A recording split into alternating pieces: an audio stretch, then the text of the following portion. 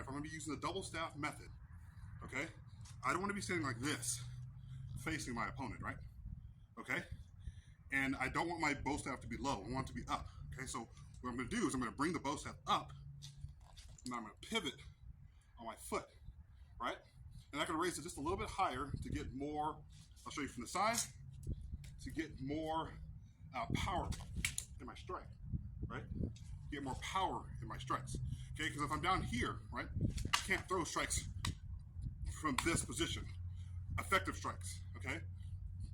Having it up here gives me an opportunity to poke and prod my enemy if need be or if necessary, right? Or I can, if it's a wild dog, right, in the wild, this method also works. Also, a longer method works as well, but back to the stance, right? Having it up here gives me a lot more leverage. Down here, I have no ability to really throw a powerful strike. See, from right here, I can throw a strike right here. And I'll even show you another one, another trick. So from here, I can still throw a longer strike. Okay, so I'll show you from the front. Having it up here is one of the best ways. Once again, I can ward someone off, right? I can also throw a strike, come across the body, step to the side. I can go down, I can go high, but I always typically want to start from this stance right here. This is probably, in my opinion, the most effective stance,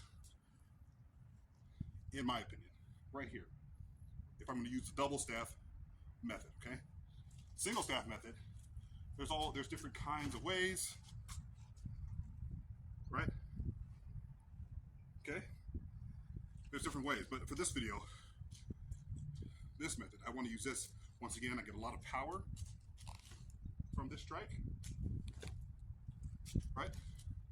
So, upper method. Stay front.